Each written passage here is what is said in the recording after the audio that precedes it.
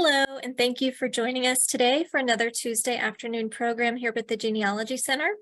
We are glad that you're here, and we're looking forward to today's program, which will talk about our periodical source index and how you can utilize that to uncover your family's roots. And I'll introduce my colleague Elizabeth, who is our speaker for today. So Elizabeth received her bachelor's degree in history from the University of Louisiana at Lafayette. And while pursuing her master's in Irish and Irish American Studies at New York University, she became an educator at the Lower East Side Tenement Museum in New York City, and she received her master's in Library and Information Science from St. John's University. And her specialties and interests lie in Irish migration and immigration, New York genealogy, experiences of immigrant women, and Louisiana genealogy and local history. So I will go ahead and hand it over to her and we'll get started. Thank you, Kate, and thank all of you for coming to join us this afternoon. So the Periodical Source Index, for those of you who are not aware of what that is, we'll get into all of that. But for those of you who have never used periodicals in your research before, or if maybe PERSI is new to you, let me know in the chat. I kind of like to get an idea of where we're starting from. So while y'all do that, I'm going to go ahead and get us started.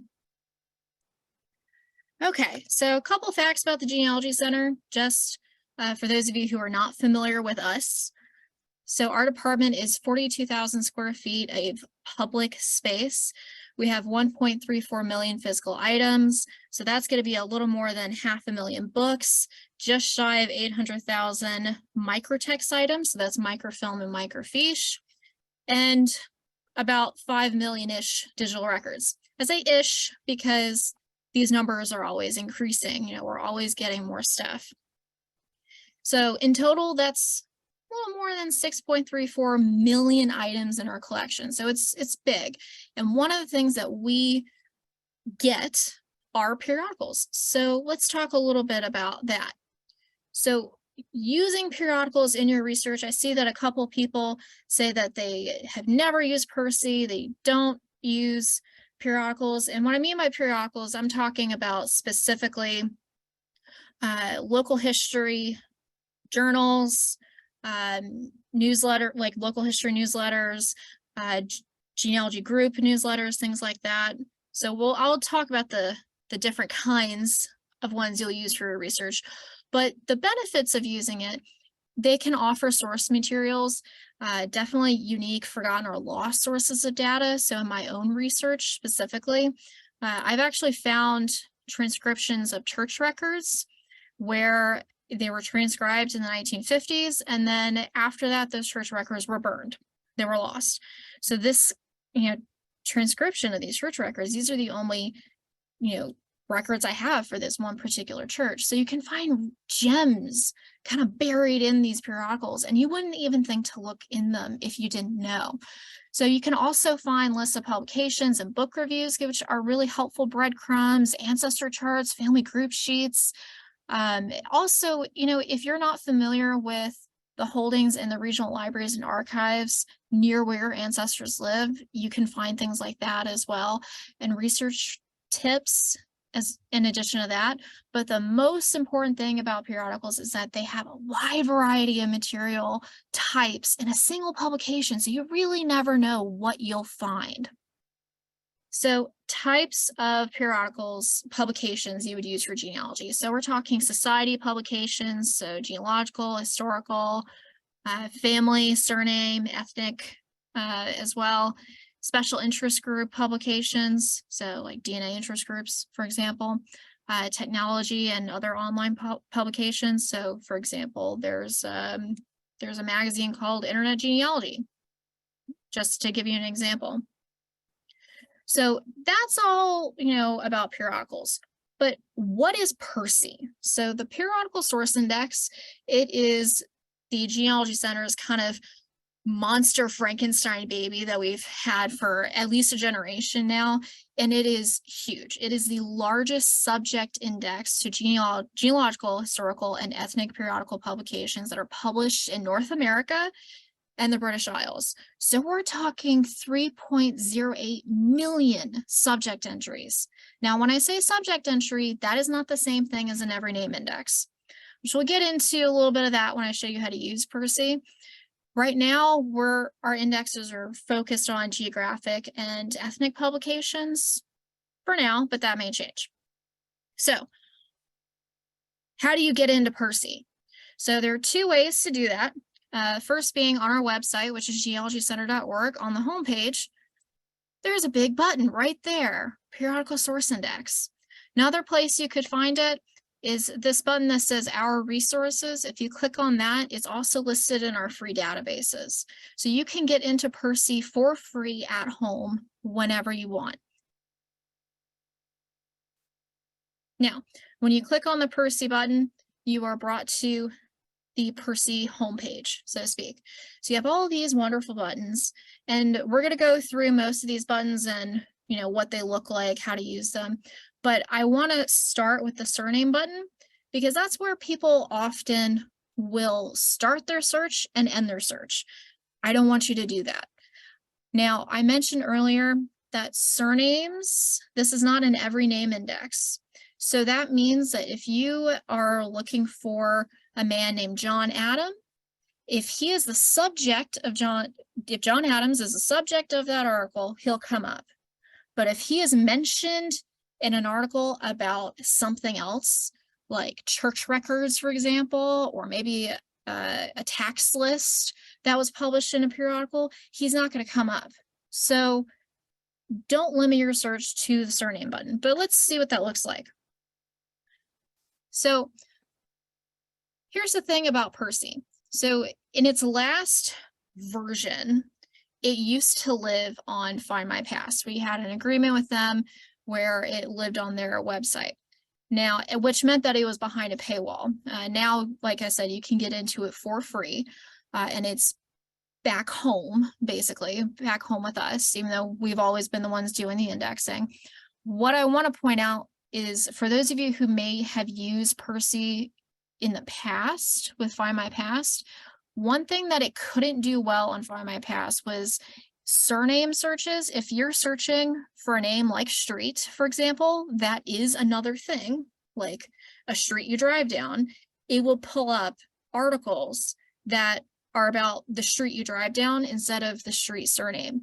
It's not like that anymore. So now when you search for something like street, it will come up with articles just about that surname. So this is what the search result page looks like. There are a couple things I want to point out on the search results page. First being, oh, went a little too fast. Sorry about that. First being these columns. So starting from left to right, we have the article title. Now this is an abbreviated version of the title, depending on when it was indexed. Some of these article titles are really long, some of them are really short. Apparently, the way it used to be, and Kurt Witcher can correct me if I'm wrong in the chat, the way it used to be with PERSI, they can only put so many characters into that title field. So it's a shortened version of the title, not necessarily verbatim. Periodical, that is the name of the periodical that it was published in, the volume, the issue number, what year, and most importantly, where you can find it on our shelf. So we have all of these. And what we do when we get these periodicals in is when we get a certain number of them, say for a year or two, maybe more, we'll bind them together and put them on the shelves so that your grandchildren's grandchildren will be able to use them. And then over here, we have the year published and then the publisher contact information. Now, this is really important when it comes to ordering your articles, which I'll talk a little bit about towards the end of the program, but we always encourage that you try to contact the publisher directly first when you want to order articles before coming to us. You're going to get your articles faster if you contact them, and you might get it a little cheaper too. But we'll talk about that towards the end. Now, the next thing I want to point out is the search bar here. So you can actually filter your search results down. So this search bar at the top of the search results list, this will search in all of these columns.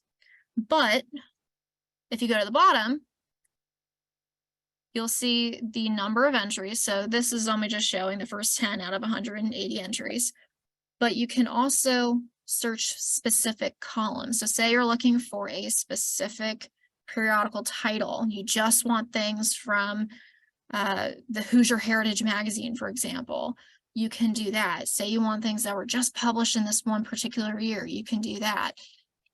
So there are ways to kind of flex through filtering down your results. Now, there are certain things that you can't do wildcards right now. They don't work. But you can kind of simulate that yourself. Remember, we're a public library. We're not Ancestry.com, but there are ways of kind of getting around not being able to do things like wildcard searches. So just to show you an example of filtering it down, if I was to put Canada up here, it will search Canada in all these columns. So we have Women's Canadian Historical Society, but notice Canada is not mentioned here in the title.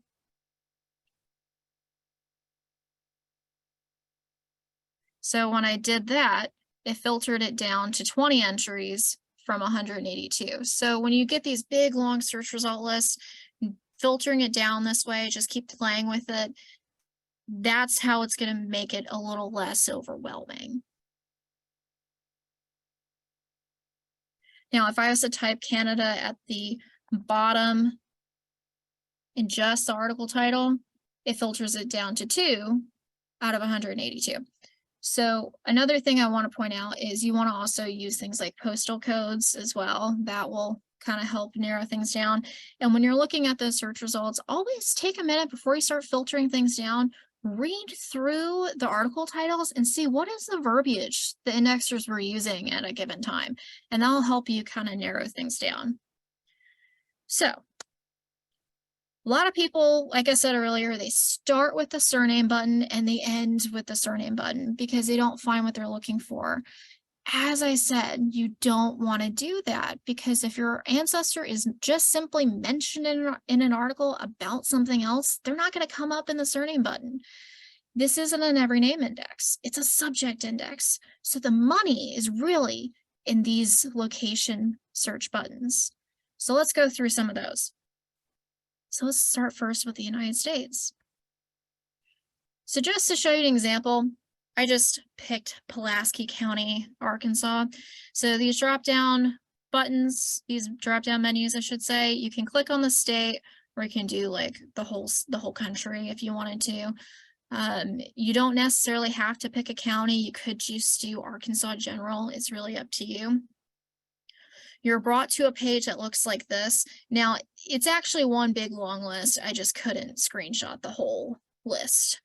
But these are the subject categories. So you'll see, for example, for articles kind of fitting into that African American category, there's 77, cemeteries, 50, all that good stuff.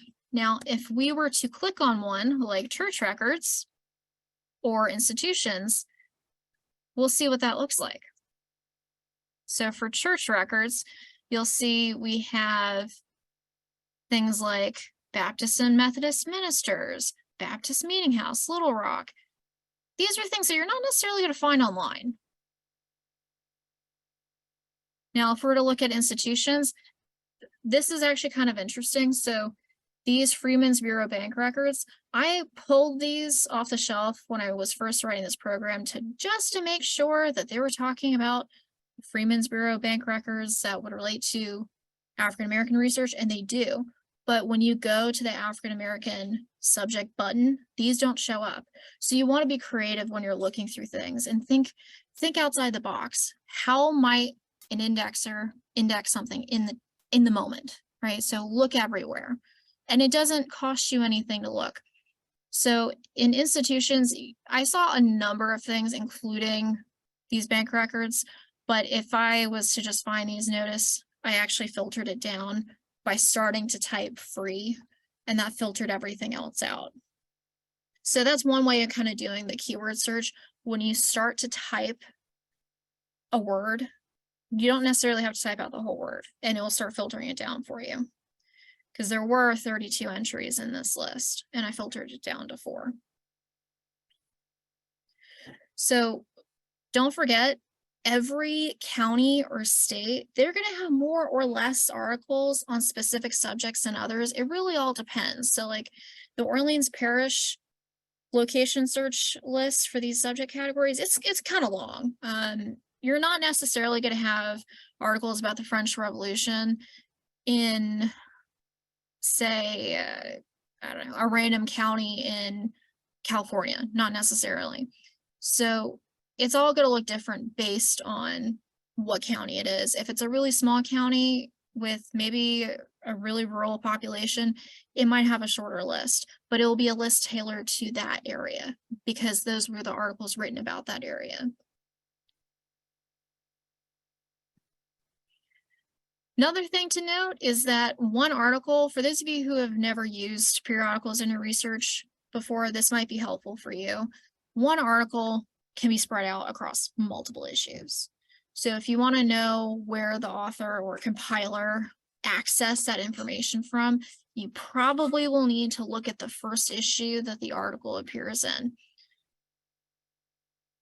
So for example, the East Louisiana Hospital patient cards, so continued from September 2004 issue, see the August 2003 issue for introduction. I'm going to say this, not every periodical would say, see this issue for the introduction. You might have to just keep going back until you get to part 1. But I mean, this is really juicy information of where they got this from. And these patient cards, this list, you can't find this online. So this is invaluable information for somebody who might have had someone who lived or died in this institution. My great-grandfather's sister died in this institution in the 1950s. So these cards, while it's a little early in time for me, they would be helpful for other people. And more importantly, it tells you where to get them, where to find the originals. Okay, so let's talk a little bit about Canada, because Canada is always special. So Canada, instead of states, we have provinces. Now, when you go to this county or city/town drop-down menu, you're not going to have that for, you're only going to have counties in Nova Scotia, Prince Edward Island, New Brunswick, Quebec, and Ontario. So these other ones, you're not going to have that option for county, but like major cities, towns, it's going to be there. Just want to point that out for those doing Canadian research. But it's very similar to the United States location button. So just to show you an example, I just wanted to click Ontario, province-wide. I picked vital records from that list and I narrowed it down because I wanted to see marriages. Now, if you look at the search result list, a couple things to point out here. You will see marriages typed out like that, and you will see marriages abbreviated like that. So that's why you want to sometimes maybe not type out the full word, just type out the first couple letters and see what that gets you, and then kind of go from there. So when you just type MARR into that search, it filters it down from 1,600 entries to 694. That's still a lot, but you can keep filtering down from there. It's at least somewhere to start.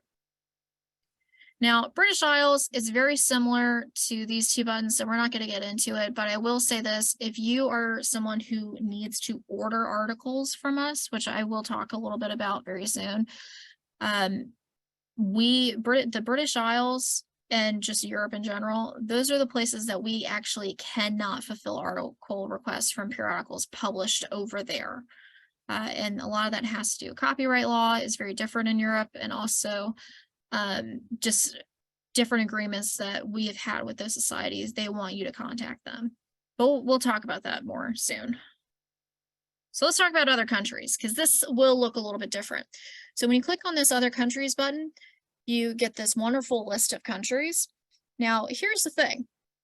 Depending on when the article is written, like what time period the article is written, and also what it might be depicting, you might see things under USSR, you might see things under Russia. You want to any name, especially Europe, and any like colonies as well, like for example, British Honduras, British West Indies, just look at all the former names and see if they're there. It doesn't cost you anything to just look and make sure that there isn't an article in there that you need.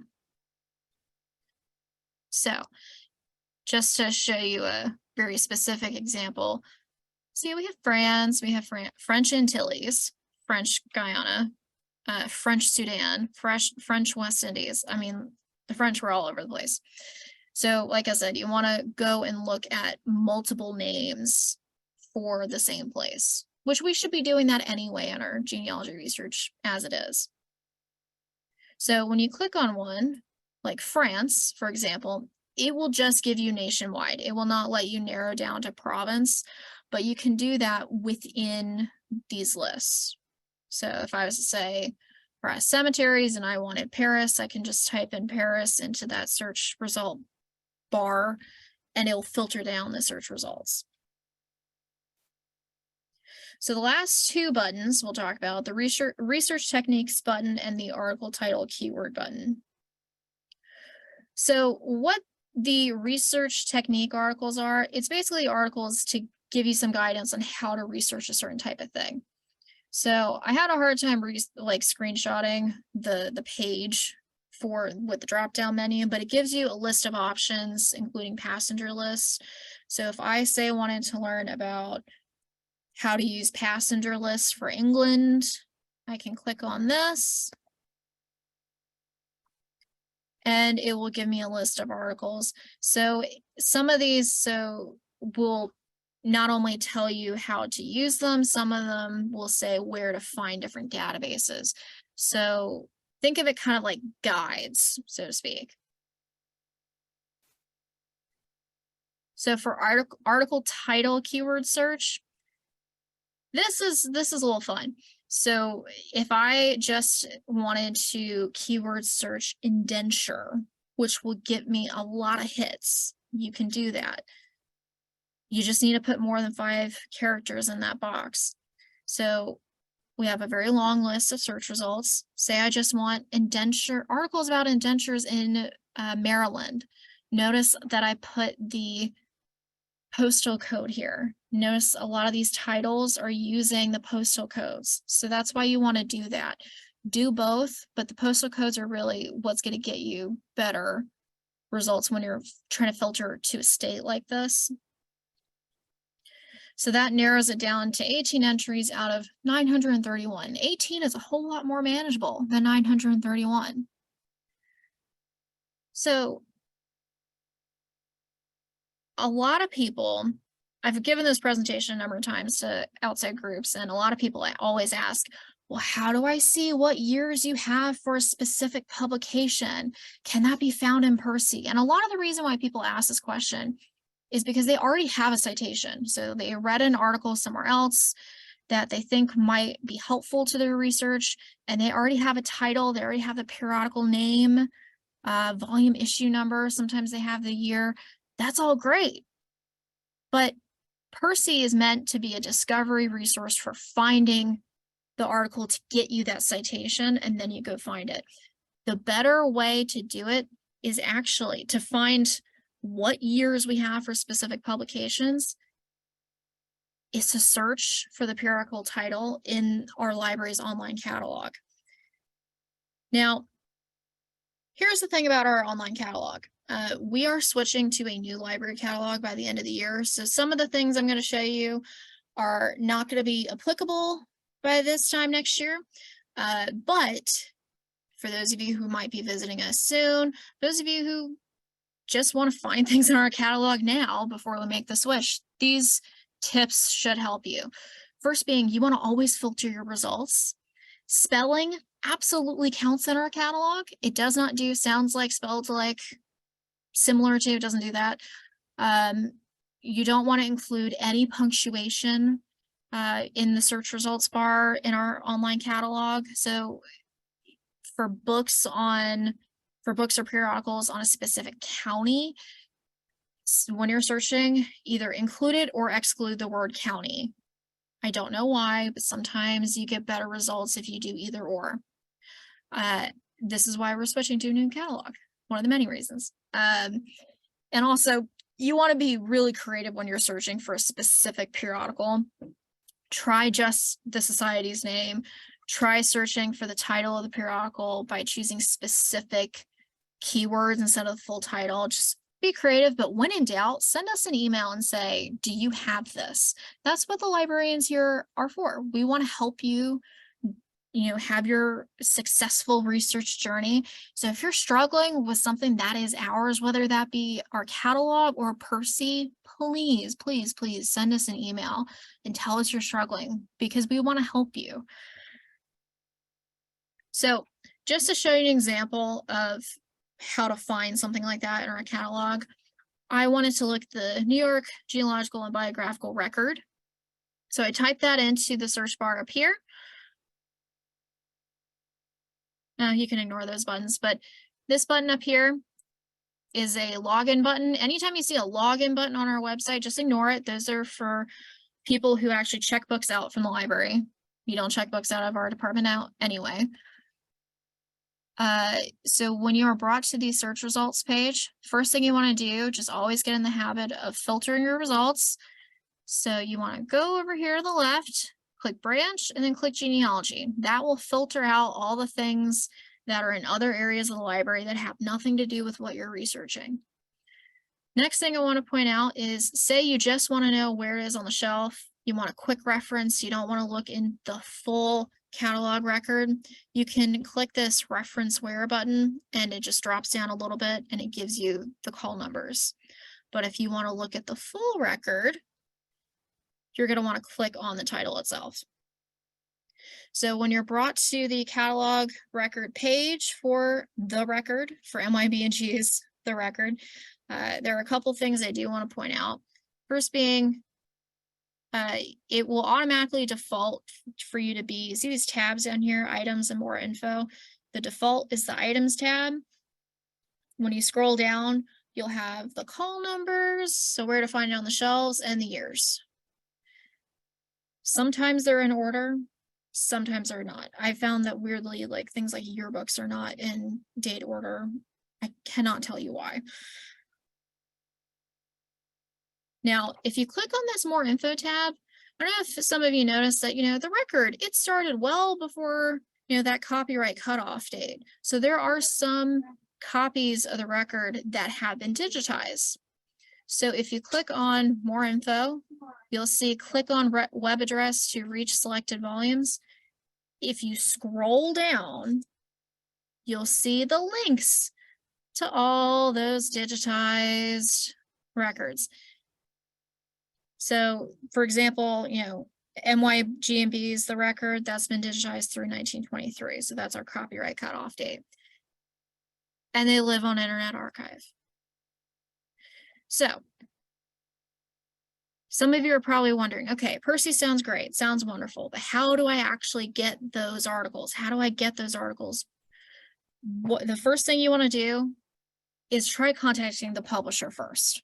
And like I said, those publishers, they are often more than happy to send you those articles, and you'll probably get your request faster by contacting the publisher. The next thing you want to do, if that doesn't pan out, try your local library. There might be a library in your area that owns the periodical, whether it is a university library or some other type of library.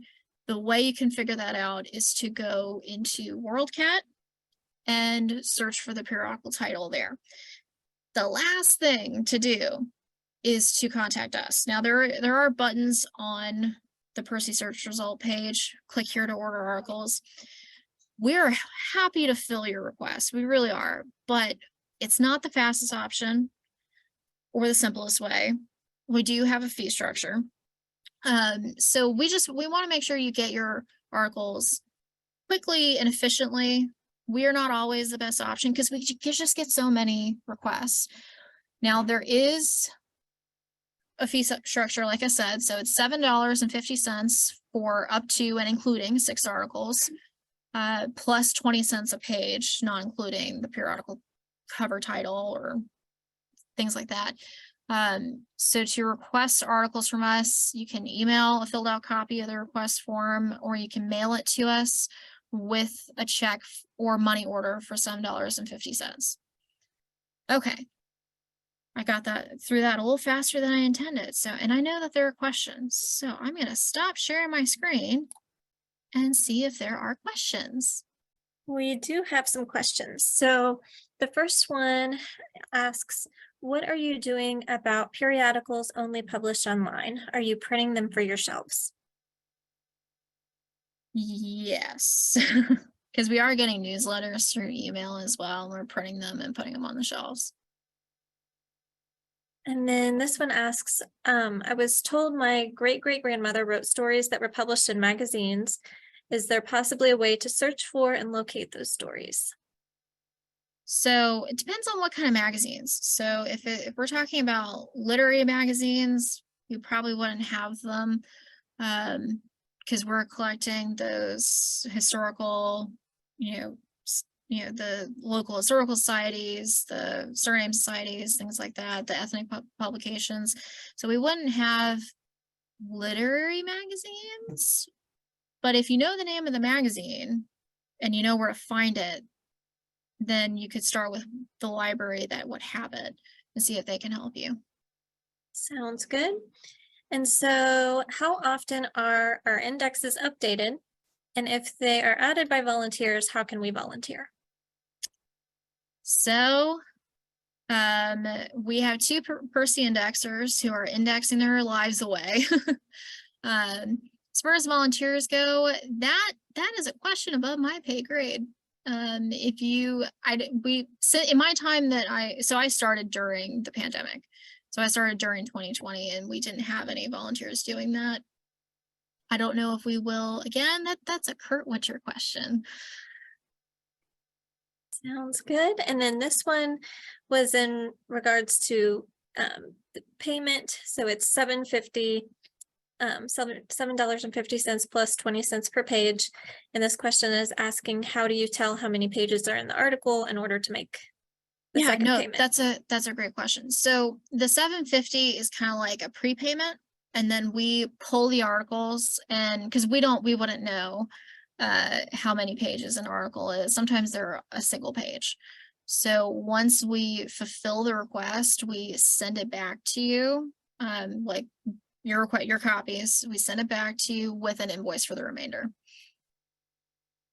And then this one is asking, how do you find articles about plagues, pandemics, etc. in Buffalo in the mid-1850s?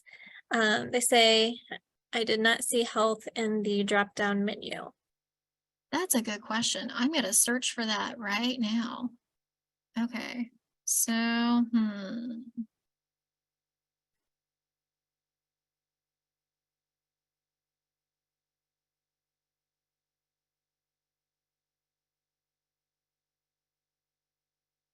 Oh, there we go. So what I did this really quick. I'm sorry. I went to the article title keyword search and just searched pandemic and then filtered it to New York. And that gives you Buffalo and the great influenza pandemic of 1918. So just kind of being creative. This might be, if we were to go to Buffalo.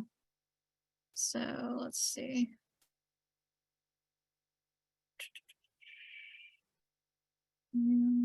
Oh, I'm drawing a blank of what county Buffalo's in.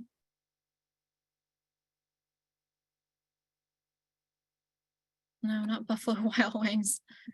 Sorry, guys. Can't remember every county in every state. Erie County. Erie County. Thank you, Kurt. I haven't had enough caffeine this morning. Erie County.